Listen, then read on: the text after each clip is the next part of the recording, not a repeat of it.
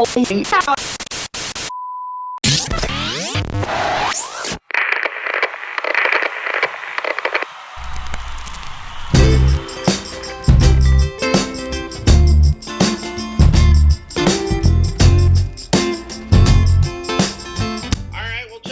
you for being here with us tonight. We are so excited to be able to sit down with you and pick your brain about brain breaks and movements and all the amazing things you're doing in your classroom.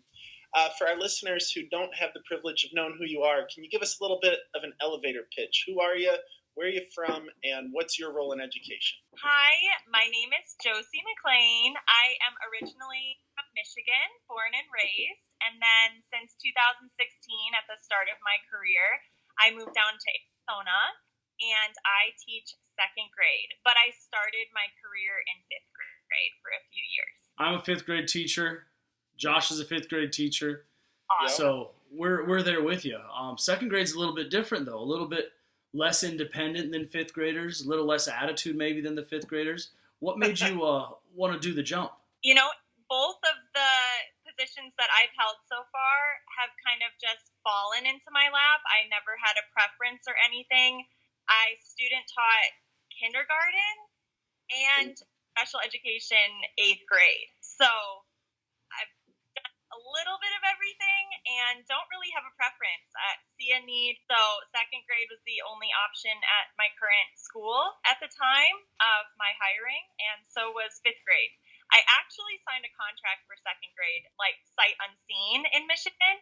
And then when I moved down during July, I get to the school and have all my books ready for second grade. And they go, "You're actually going to teach fifth." Oh, no. The whole new library. Yikes. You're doing some pretty amazing things with your community. Could you tell us a little bit about that? Oh, yeah. So I've been in my rural community since 2019. So I started here the year that the pandemic happened, mid-year. And so since then, we've just come together as a community to meet the needs of our learners. I have only 13 students in my classroom this year. I had as small of a class as 9 students 2 years ago. Wow. And it's just, and I used to teach in Metro Phoenix, so I've seen both sides of it, and I definitely find that there's many advantages to teaching small classes, and I really feel like I can meet many of the needs of my learners. However, we do have very few resources. We write a lot of grants, and my administrator is amazing at getting things to our campus. We have a fairly new built campus, but we're kind of in a food desert, so our students don't get a lot of fresh produce.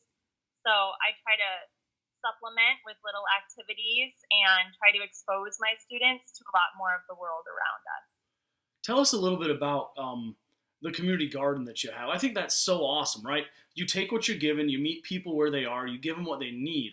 It's a very small scale. I hope to make it bigger. I would say it's more like a classroom garden, and I have to give a lot of the credit to our food service workers in our cafeteria, because they really do a lot of our meals. We do have free breakfast and free lunch for all of our students, but also a lot of the meals that they create are very fresh and homemade, and they make sure that what we get bussed over and trucked over to us is fresh vegetables and fruits, and a lot of tortillas, beans, rice where we are.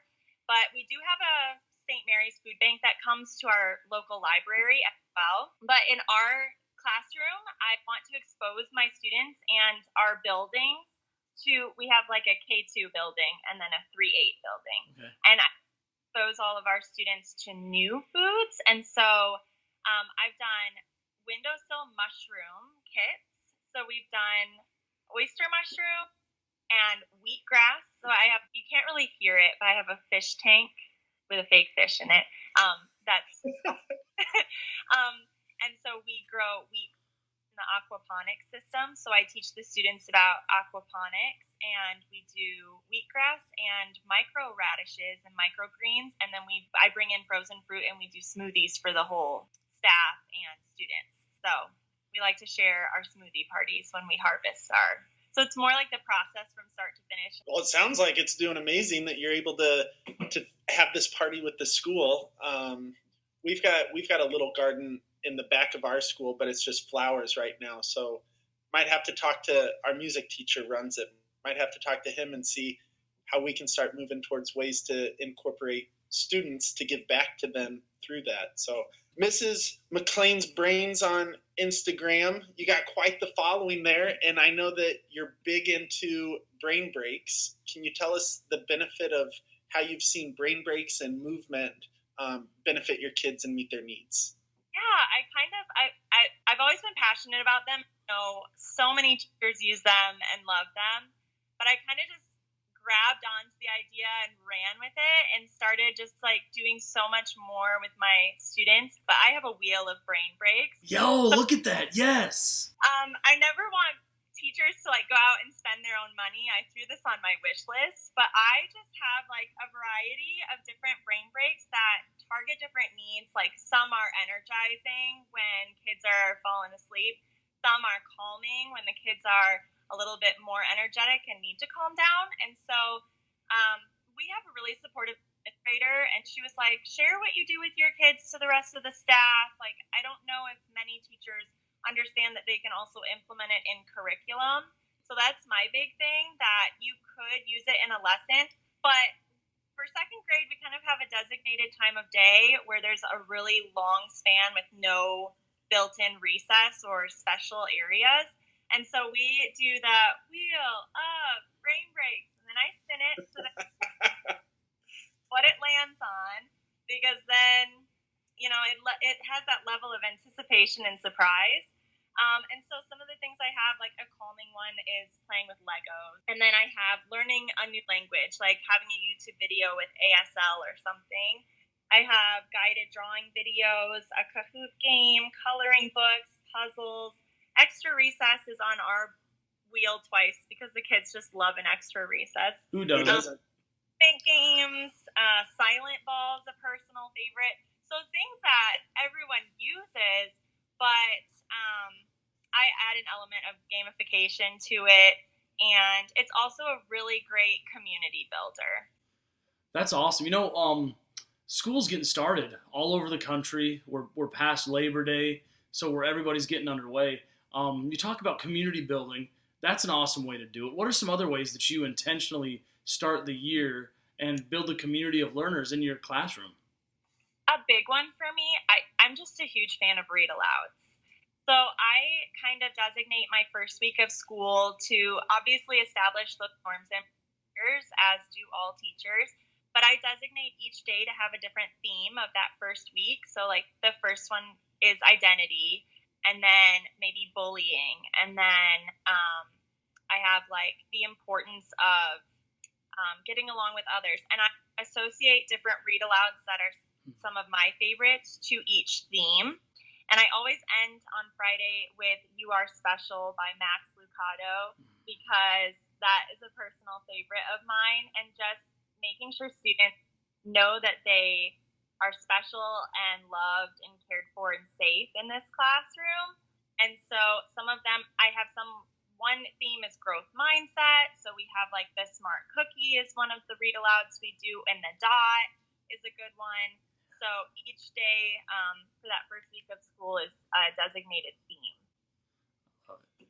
I love that, and you're talking about the importance of kids feeling loved and this community that you're building, and that's, at least I know in our opinions, one of the most important things, beyond more important than curriculum, is that they have a place that they can come to and know that there's an adult that's always going to be there for them, always going to love them outside of their immediate family. When I went into my first year, I started teaching at the school that I went to, and the dynamics had changed over the past 20 plus years or whatever.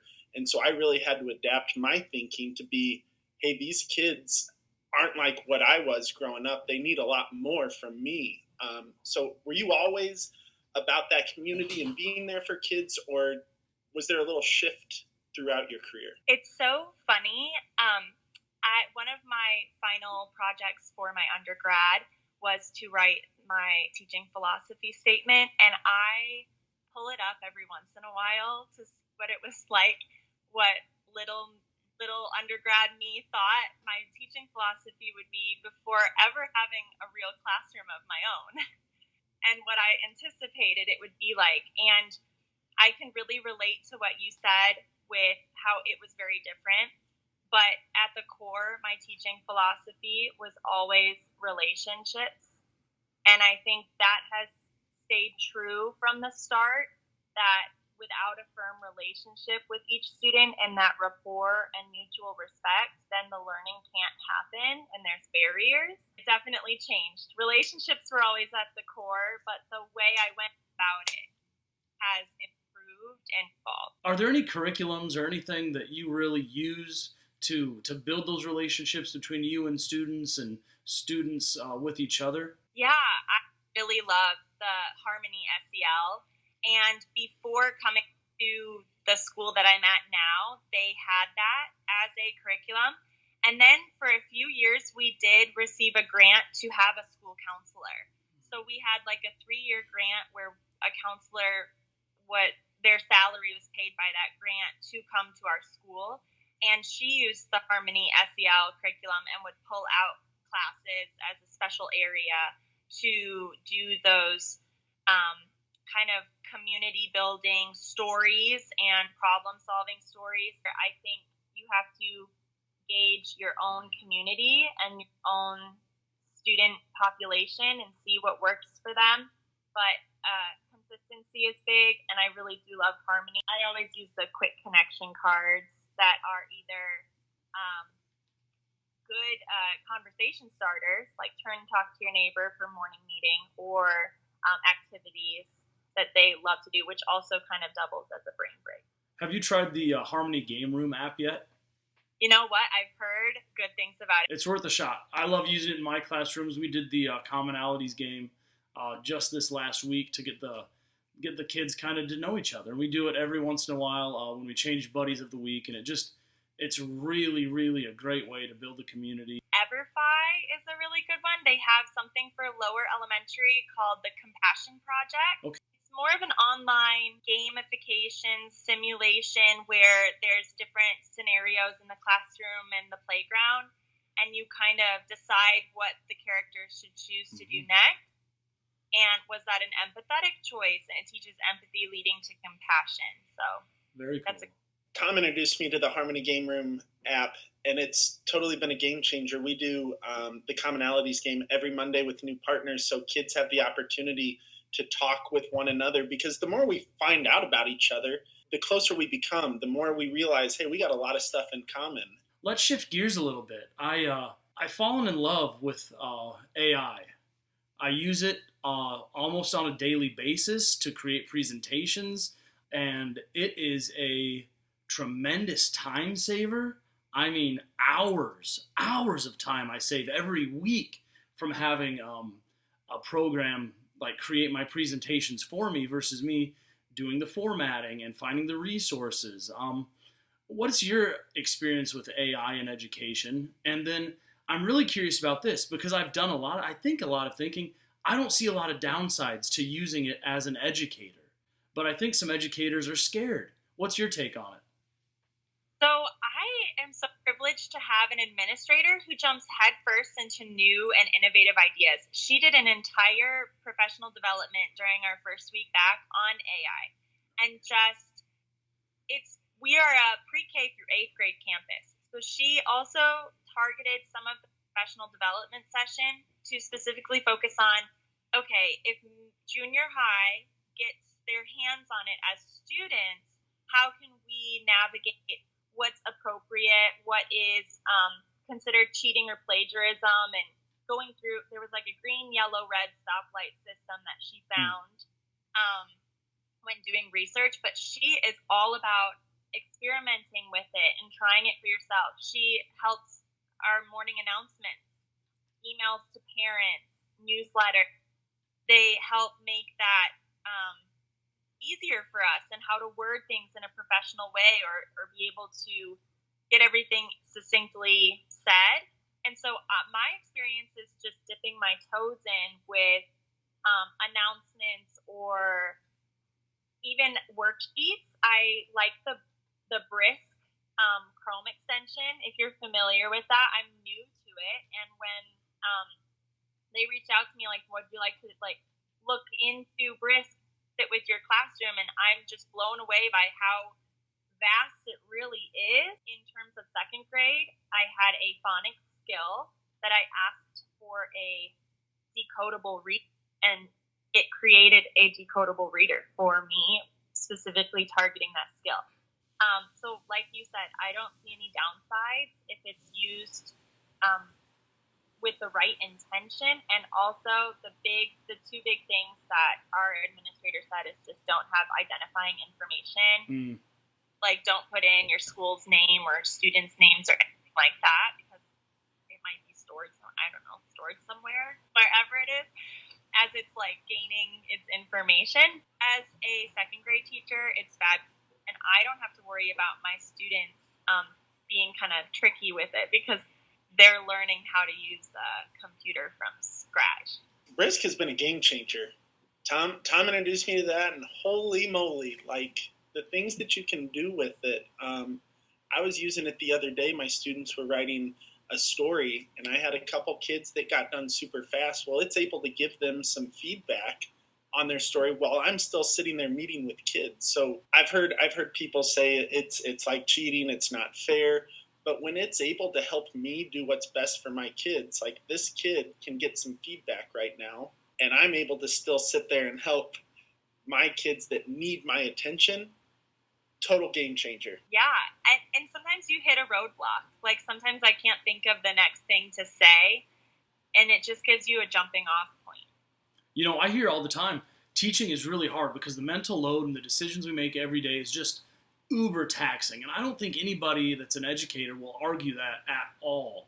But what I find is when I can just take 3 seconds and type in some standards and some keywords, and then it goes and creates a presentation or it creates a newsletter. Like it's incredible, and the resources right there, and it's done, and I can move on to the next task, and it's going to be around. It's not going anywhere. So students need to understand what it is, how to use it, and so I hope educators can get past the fear of artificial intelligence, you know? Yeah, it's a tool, and it's kind of like work smarter, not harder. I mean, there was probably pushback against smartphones when they first started and all the things that come with that.